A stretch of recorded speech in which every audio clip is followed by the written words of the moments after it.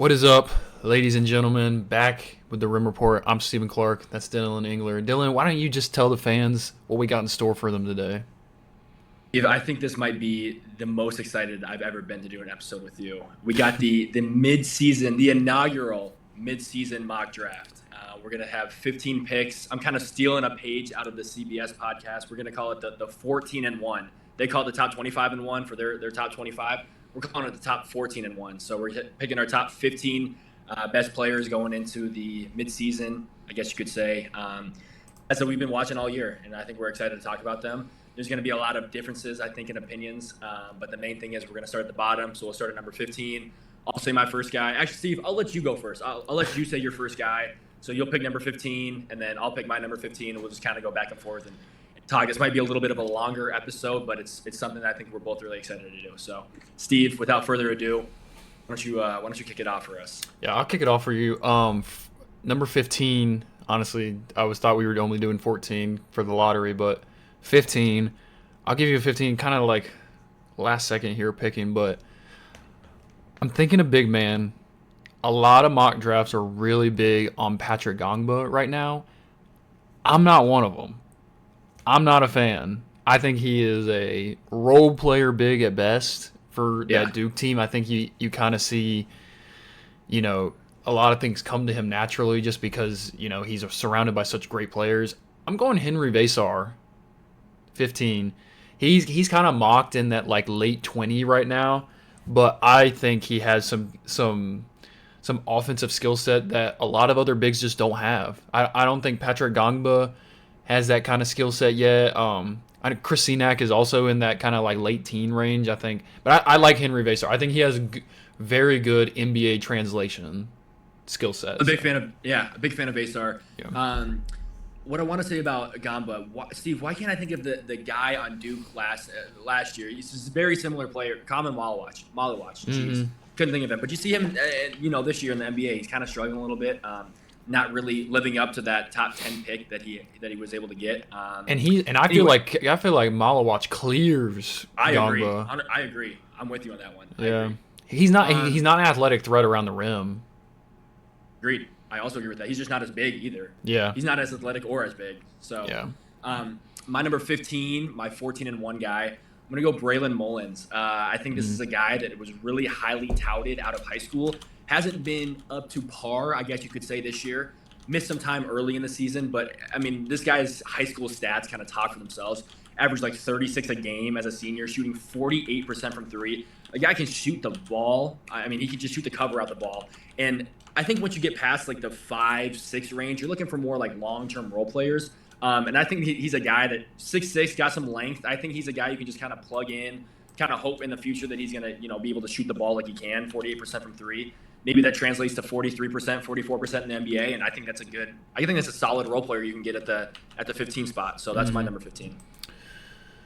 Well, why don't you just go ahead and snake it, Dill? Why don't you just go into your 14 straight off that? 14, I'm going Bennett Sturts, a little bit older of a guy. He's going to be, I got him listed at 22.7 years of the draft, so he's going to be pretty old. But 6'4", got good length, got a good wingspan. This is just a guy that has been really solid everywhere he's been. Division II, Division I, like low major D1, now high major D1. He's just always solid, and I just think that's a guy that can translate to the next level. He's not a guy that you're ever going to take in a top 5, top 10 pick, but he's a guy you can take a chance on if you're one of these teams that already have some solid players and you're looking to add another guy that can contribute immediately. I think he's a guy you can plug and play with. So I'll go Bennett Sturts at my 14 spot. I like that pick, though. I think you'll see when it comes around to the draft, I think you're going to see a lot of people pass on him just because of the age. But I do agree with you that there's just a sense of just a sense of like a old, experienced guy that he's a plug-and-play guy. Like, you can plug and play him on any NBA team right now. So I'll get to him later. But my 14 is LeBaron Philon. Ooh, okay. I think I watched the game against St. John's in Madison Square Garden. I think he's like kind of just like what I was saying about Henry Vasar. He's got some NBA level like translational offensive skills. Like his pace of play is really nice. He kind of is ball dominant on the Alabama team. I'm curious to think what he's gonna be like at the NBA level playing off the ball more. because I mean, he's not necessarily like a spot up shooter or anything. Sure. Like he Yeah, likes to yeah. have the ball in his hands. So, but I just think the talent is there. I think someone will find something to do with him, and he could be a number one option. So Maybe not on an NBA level, but anyways, 13, Thomas Howe. Big on Thomas Howe. I think. Wait, what are you shaking your head for? You don't no, even. it's just you really like these older guys. I love it. I You do. like I these older love these guys. older guys. I think that LeBaron Fallon's not an older guy. He's a He's sophomore. an older sophomore. And anyway, Thomas Howe.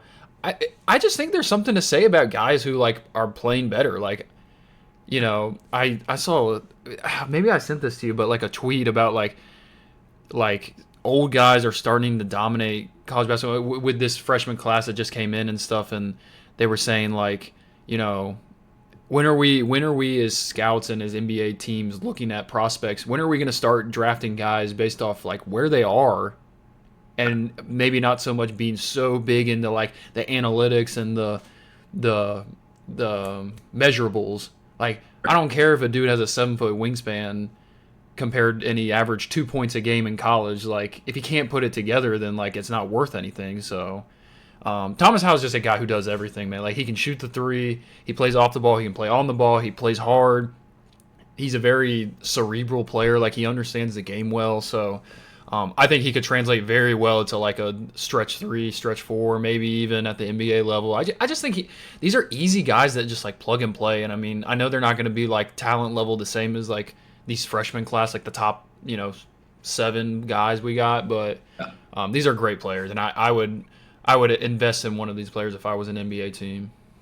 I think I think Howe is maybe the only player on Florida I actually do enjoy watching. He plays hard. He plays the right way. I don't hate it. I think that we value youth a little bit differently, you and I. I don't think I'm extreme youth. I don't think I'm like this dude's 14 years old and he's 7 foot, drafted number one immediately. Like I don't like I'm not crazy about that stuff, but I do think it matters a little bit. I don't mind the pick. I wouldn't have him at 14, but I'd have him in the top 20, 25. You talking about Phylon or Howe? How? I have Yeah. Phylon a lot higher than you do. Number 13, we'll go to mine. Guy that we have not, I don't think we have said his name yet on this podcast, but he has silently been having a really good year. I'm going Konde Yesufu out of Baylor. Just a guy that going into the season I had known a little bit about, but not too much. Getting 18 points a game at Baylor, 6'5", 215. He's actually from Benin, which is, a country. Sometimes you just have these like feelings where it's like either a state or a coast where it's like, oh, West Coast guys are soft. Like I know like multiple dudes from Benin that are just hoopers, and I think he kind of fits that role. Like I think he's just a hooper. You look at his mixtape, like his highlights. I haven't been able to see him live, but a lot of his highlights kind of check the boxes. Obviously, the biggest thing with him is like, can he get the 3-point shot down? He's shooting 32% from three as a 6'5" guard. I mean, there's no secret he's going to be able to have to shoot at the next level. So I think that's the biggest thing with him. But I think that's why these guys are in this range, because a lot of these guys have a flaw or two that you can't bump him up to. If he's shooting 40% from three, he's a top 10 pick. So I think that there needs to be some give and take on that stuff. So yeah, I don't know anything you got on that one, Steve, or you want me to go to 12?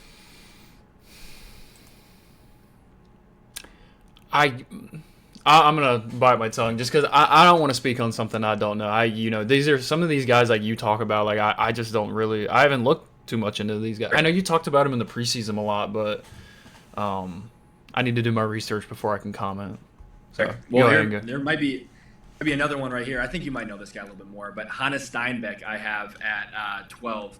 One of the best rebounding rates in the country. Younger, he's an older freshman. He came over from Germany, 6'11", 220. Love the rebounding rates with him. And he's shooting 48% from three, like a really good shooter. He just doesn't shoot it a ton. The thing that worries me with him, his defensive metrics don't match up necessarily with what you want to see out of a 6'11" guy. Doesn't block a ton of shots, isn't super athletic, doesn't do a whole bunch of putback lobs, putback dunks, catch a whole bunch of lobs. Like he just doesn't really check the boxes athletically, but he can stretch the floor really well. He can rebound. I mean, like I said, he's one of the best rebounders in the country. And even though Washington hasn't played the most tough schedule in the world, they have played a lot of high major schools that aren't necessarily ranked in the top 20. For example, when they played USC, he gets 16 boards in that game. Any of these other high major games, he's getting 10-plus rebounds. And like I said, he can stretch the floor. He's got good feel. A lot of these European guys, they all play the right way. So I think he's a guy that might not necessarily have a crazy high ceiling, but I think he's a guy that you look down the line in 5, 10 years, and he's like, yeah, he's getting 12 and 8 at the NBA level just because he plays the right way. He doesn't ever get hurt because he's not too athletic. Like he just is a solid role player. So, and I think that's what, like I said, I think that's kind of what you look at in this range of picks. So yeah, I'll go Honda Steinbeck. Yeah, doing some research before, I read up a little about him and looked into him a little bit more. Surprising, like the guy that, what, like you said, not really on a ton of radars, but like Yeah. he's starting to really like look the part of a long term NBA player. So that's a Yeah. good one. I enjoy that pick. I didn't have him in mind, but I'll go ahead and go to mine. Mine is, what am I on, 12 now? I'm on 12. I had Bennett Sturts, and I think it's no surprise that Sturts is off to such a good start, because I was kind of going through this like really soft early schedule. But, as an expert ball screen navigator and an older prospect who kind of remains one of the top players in college basketball right now, arguably, maybe Yeah. not, that's a Yeah. bold take, top whatever. I Um, agree. 22-year-old, obviously, like, people are going to scrutinize that and stuff about like the developmental upside, but there definitely is some appeal for like the plug and play of like, offensively he can bring some immediate help to some of these teams. So got him at 12 for me. My number 11 is Koa Pete.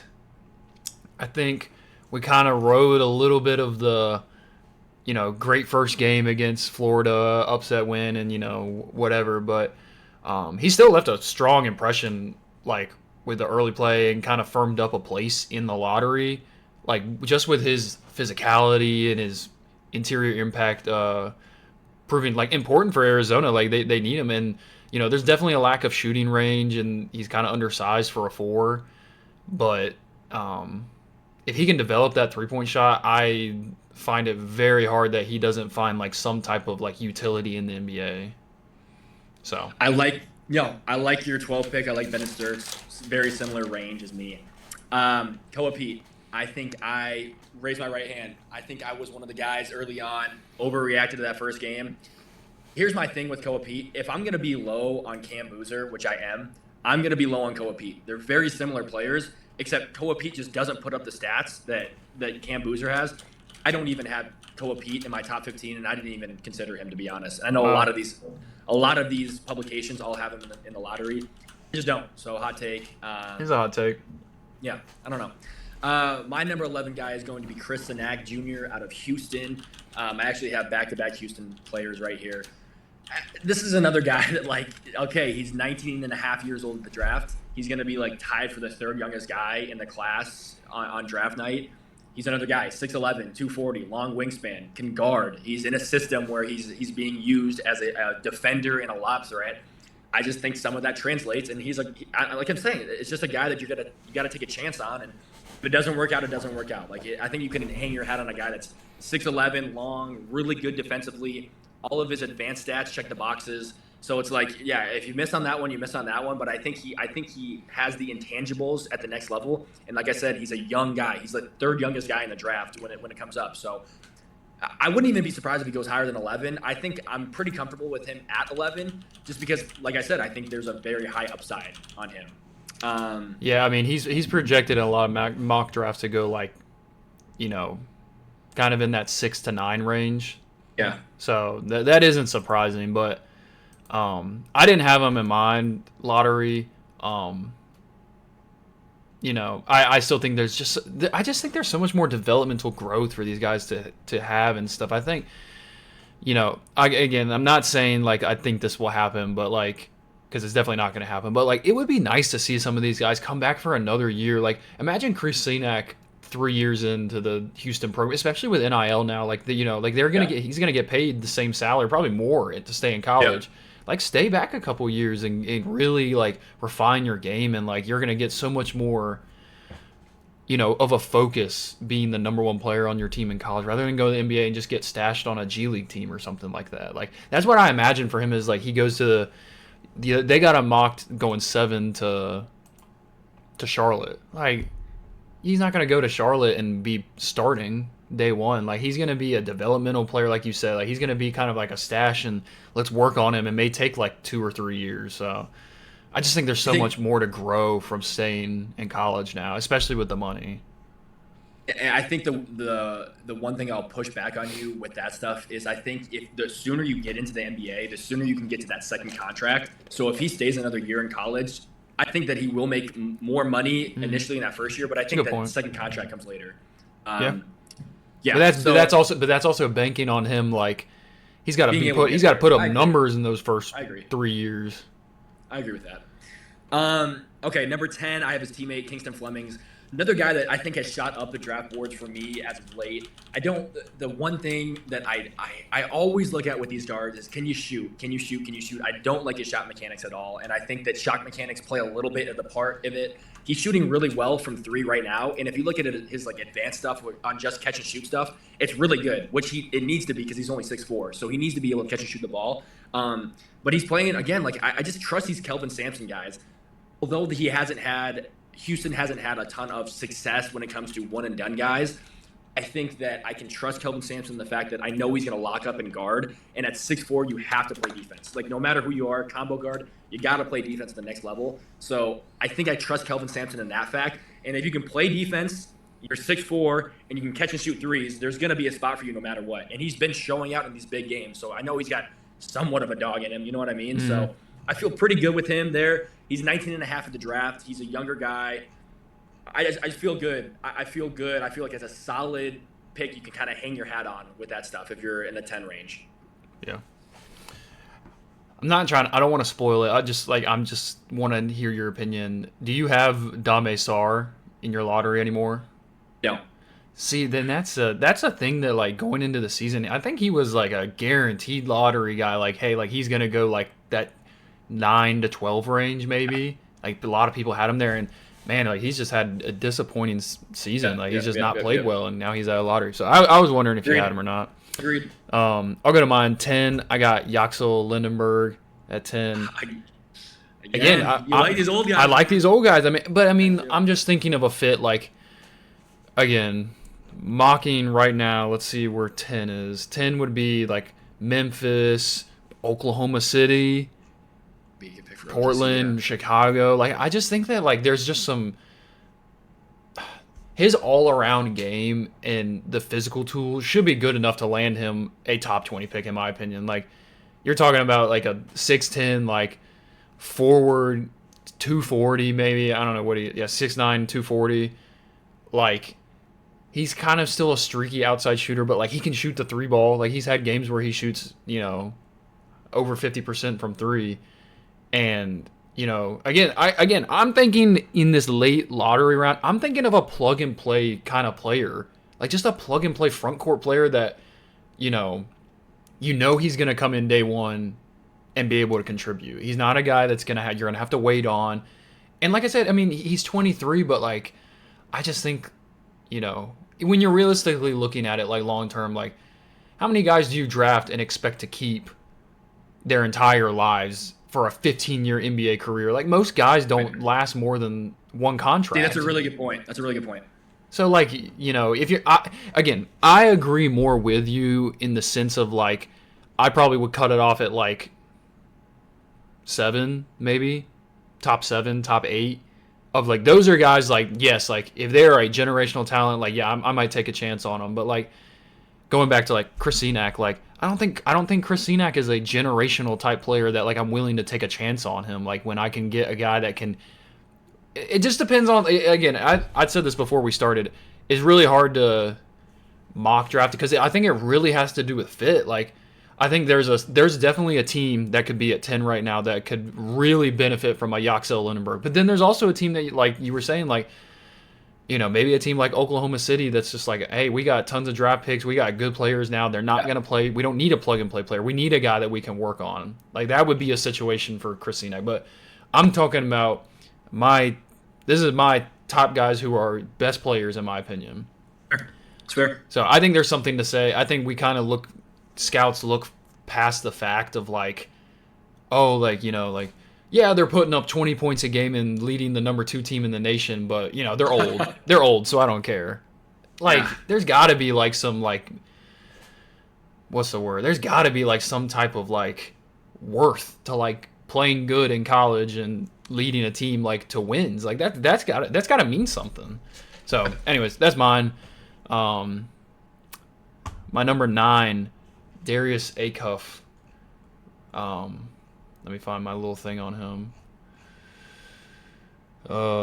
Darius Acuff from Arkansas. He's putting up efficient numbers. He's shooting it well from the long range. I think his burst and knack for making plays have been on display. And I'd said this earlier in another video. His pace around the like getting in the lane and stuff is, I think, NBA level.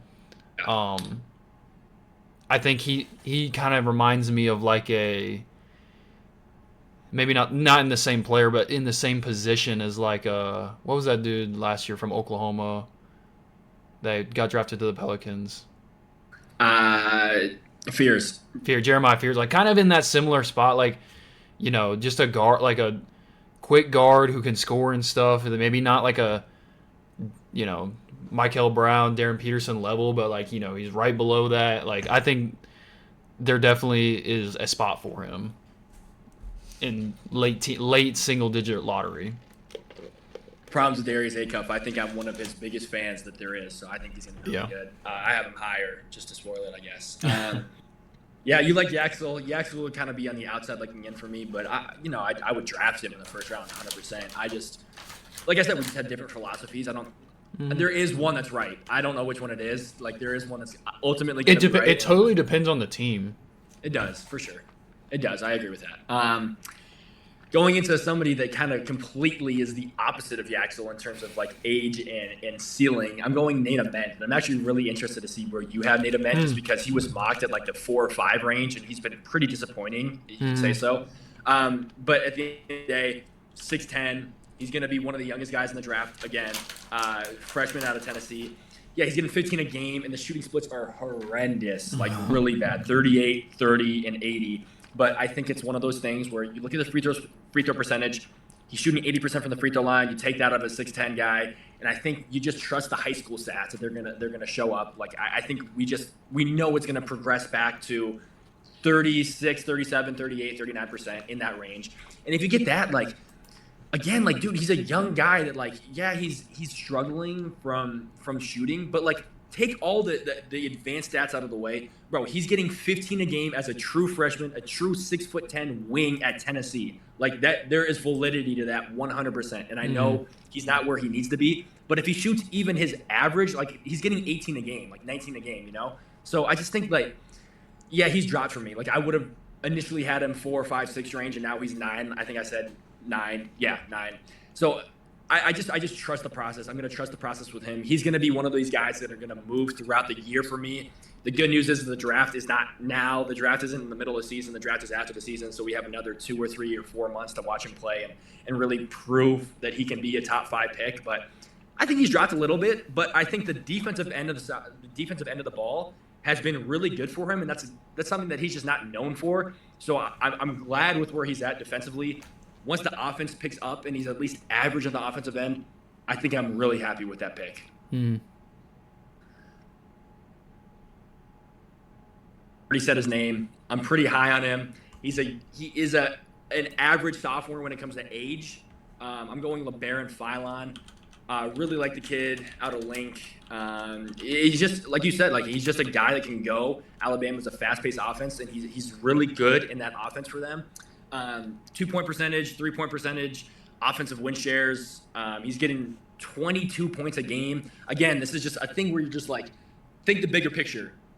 It's a top 10, 15 team, and he's getting 22 points a game on one of these teams. Like, that just plays. It just plays at the next level. It just does, in my opinion. So he can shoot the 3, and that's kind of what you need out of a guy that's only 6'4".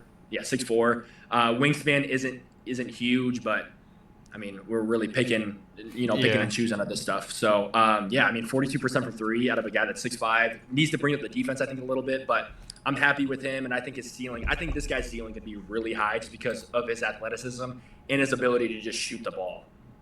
Mm-hmm. That was your 8 pick? That was my 8 pick, yeah. Okay. Yeah, I two guys I have in mind, maybe just in different spots. I had Fallon a little higher just because I think that for me, if there was something we were going to see out of him, we would have seen last year. And I think him coming back I just don't, last year he was like a fringe first round pick, right? Yeah. And that he was waiting to see. I just don't see I don't think he's had that big of a jump that like he's like a lottery pick now. So, Fair. I mean, I have him in my lottery, but like, Fair. I don't know. Anyways, my 8 is Nate Ament. Like you said, like I think before the season he was probably like 4 or 5 for me, like up way higher. But he has definitely not looked the best on the offensive end, like you were saying.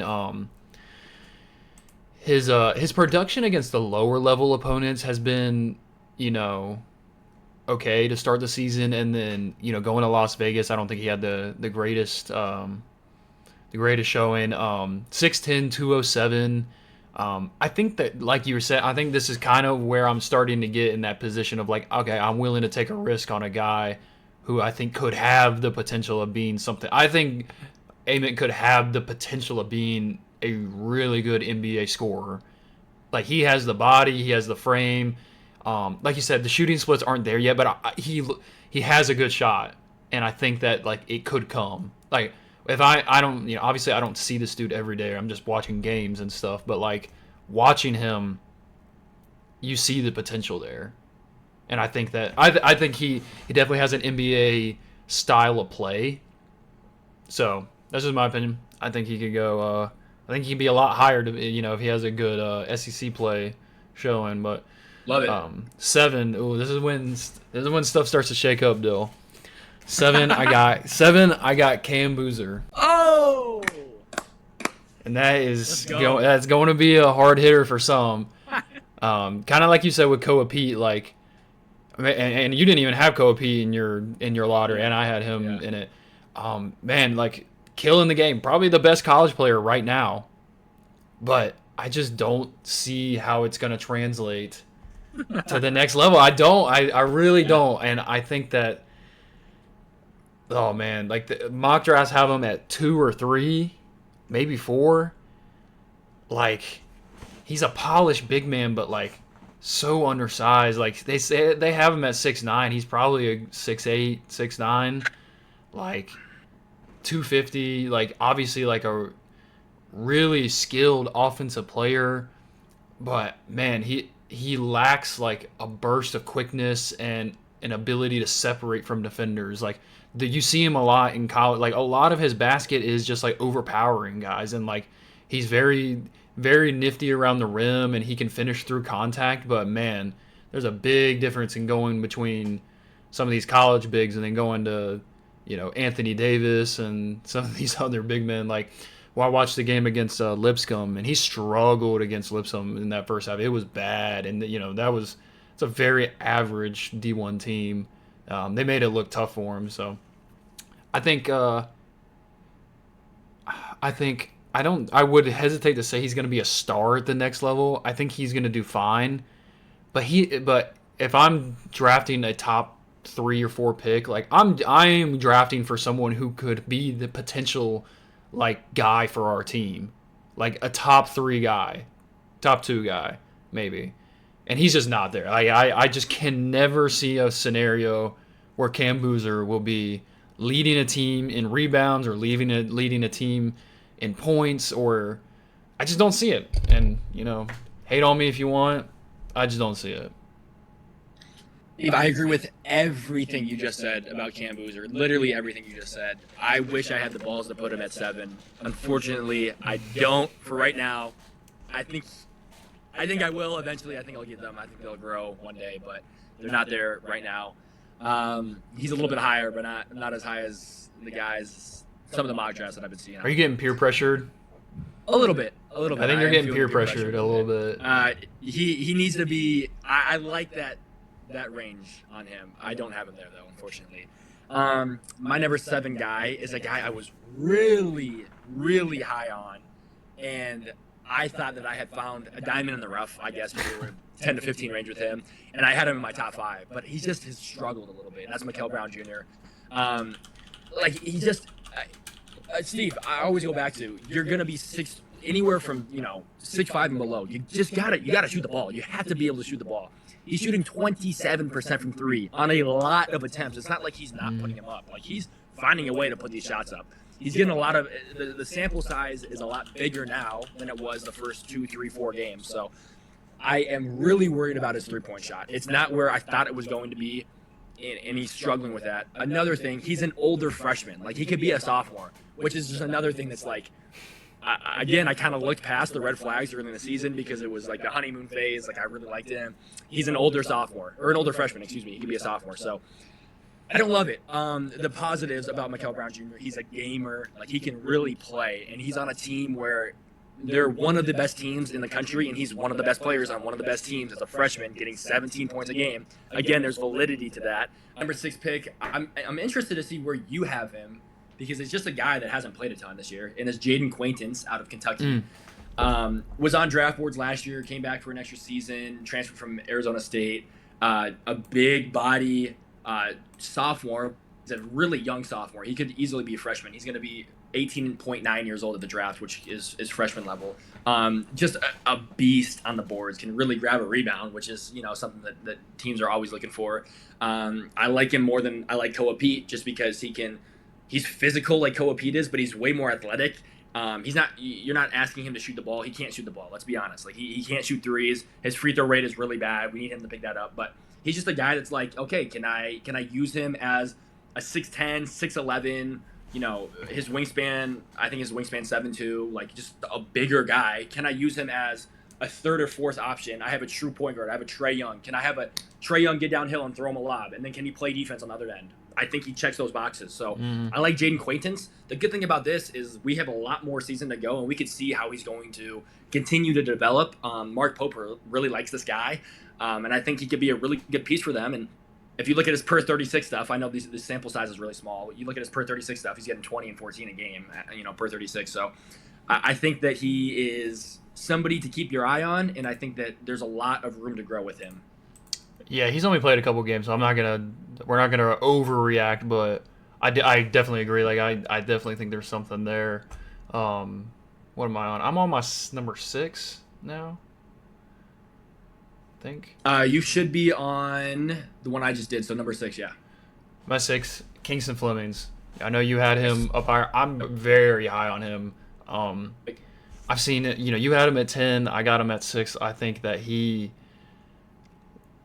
like you were saying, like you're not big on the shot mechanics, but it's there. Like the production is there, the analytics are there for him. I just think, especially with these guards, like when you start splitting hairs between these guards, like I think Kingston Flemings has the best like first step out of all these guards. I think he's got the best like little off the dribble like first step, getting by people. He finishes around the rim well. I think he could have a big impact at the next level. Yeah. So pretty big on him at 6. My 5, Mikael Brown Jr. Kind of reiterating what you just said. He had a really good start to the season, 29 against Kentucky.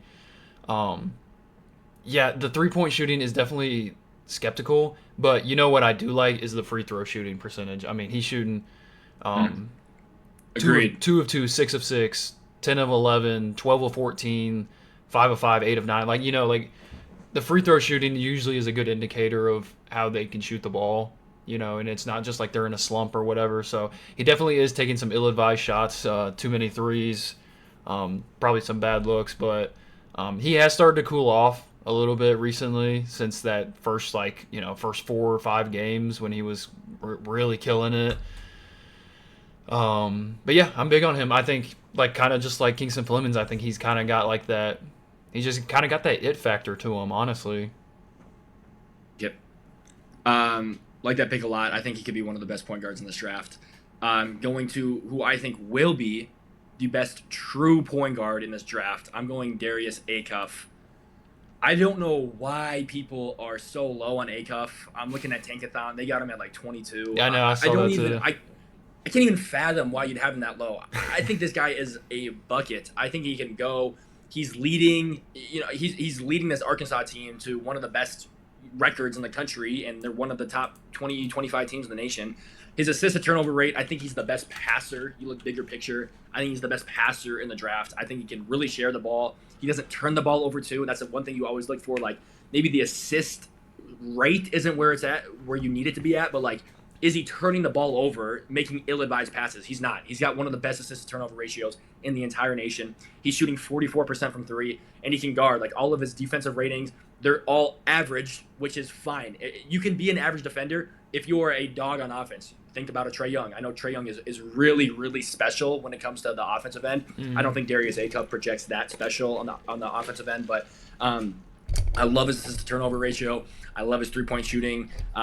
When he's on the court, Arkansas is just miles better. You look at any of the advanced metrics on that stuff; they're just way better when he's on the court. So, I take him over. It's a toss-up between Flemings, I would say, and him. I think I take him over Flemings though. But then, yeah, I take him over another toss-up. I take him over Mikel Brown Jr. And then I don't even think it's close. I think I take him easily over Philon. I think he's the best true point guard in this draft. I think he can really pass the ball. And I love him. I really, really love him at the next level. Going into my next pick, the guy that you've already said, and I didn't have the balls to put him there. Number 4, I have Cam Boozer. Ugh. Look, the only thing, this is where I'll say, he's 1, 2, maybe 3 on a lot of boards. I'm putting him at 4. At the end of the day, he's going to be the youngest guy in the draft, and he's probably going to win National Player of the Year as the youngest guy in the draft. And he's going to get 23 a game. He's going to get 10 rebounds a game. There is meaning to that. And Steve, you can't be hypocritical. Yeah, I was just about to say, I'm not going to be hypocritical either, but I'm just saying, like, you're like, oh yeah, Yaxel can hoop. Yaxel can hoop. Like, I agree, Yaxel can hoop. But if we're saying that Yaxel can hoop, we got to also say that Cam Boozer can hoop, and he's also 5 years younger than Yaxel is. But my counterpoint to that would be, the NBA is just such a different play style than college. Like, I think when I think of it, like, it's a combination of, yes, guys playing well in college, but it's also like their skill set and like what they do on the offensive end and how they can translate. Like, Yaxel Lindenberg translates much more at the NBA level on the offensive end. Like, he's a mobile big who can move around. He's got handles. He can shoot it.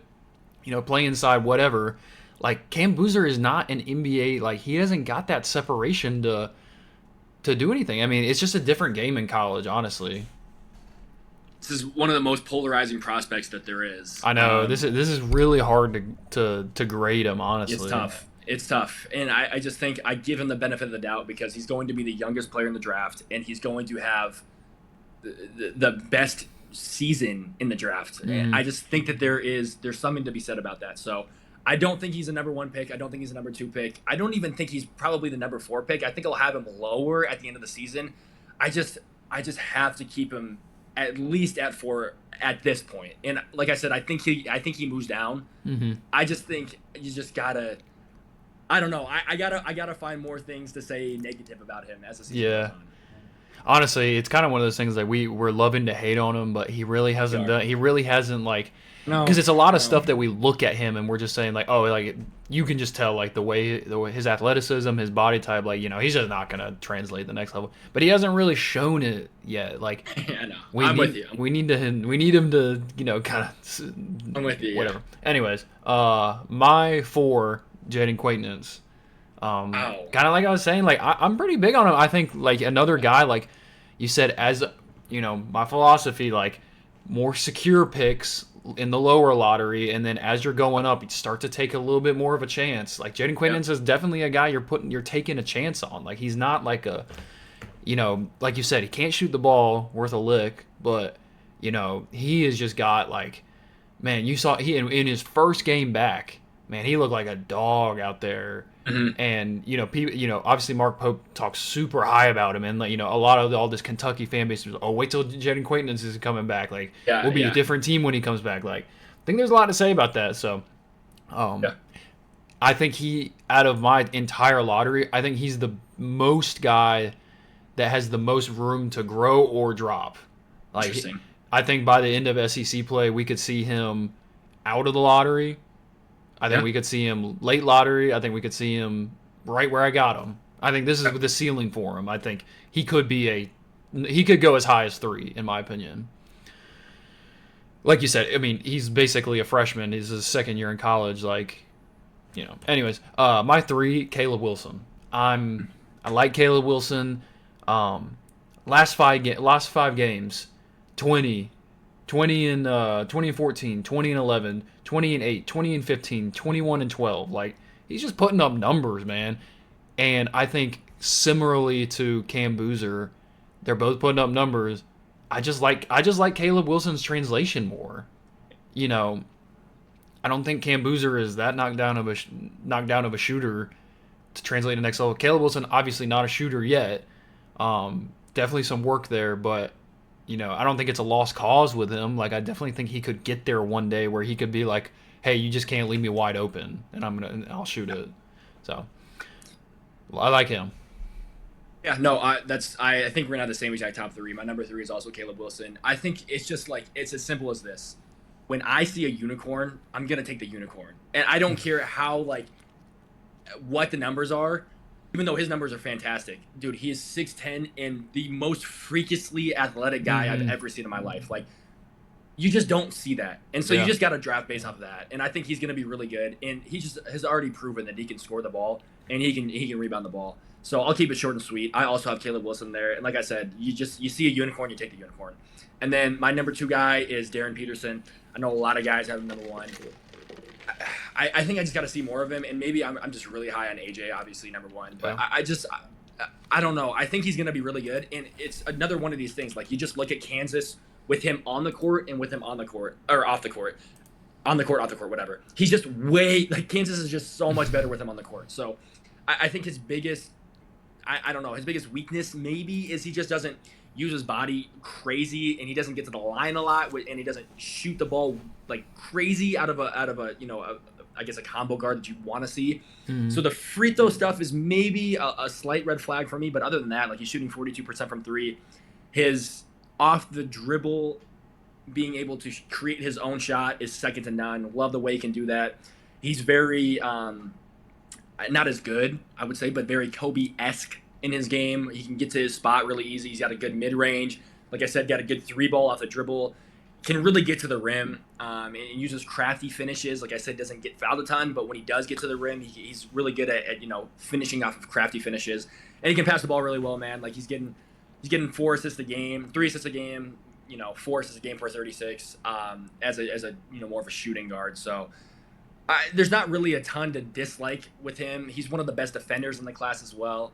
So I think it's more of a fact of I love AJ, and that's why he's number 1 for me, and that's why Darren Peterson is number 2, just because I think AJ is really good. Yeah, I got the same thing. I'll just go off that. It's something to say on Darren Peterson. I completely agree. We just need to see more of him. I think we saw the flashes early in the season. 22 points at UNC. He's only played 4 games of the season. He played 2 games, sat out a month, came back for Mizzou, and then a 31-minute outing overtime win at NC State, and he still hasn't played. Like, I just think I think he could be the number 1 pick. I think if he comes back and plays consistently and shows he's not like so injury prone, then he could be the number 1 pick. But man, like there's just a lot of question marks there with that.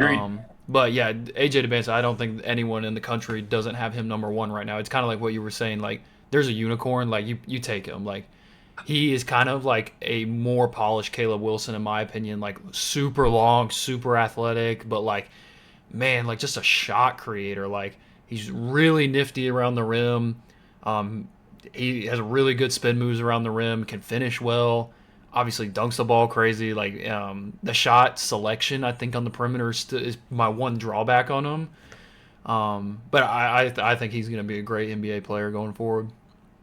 Yeah, no, I think what can be said about AJ that has not already been said, like he can just get a bucket. I think he gets his spot really well. He plays off of 2 feet really well, and I think the way that the NBA is evolving is like Con Knipple. Con Knipple has played phenomenally off of 2 feet this year. You look at Jalen Brunson. Jalen Brunson plays phenomenally off of 2 feet this year.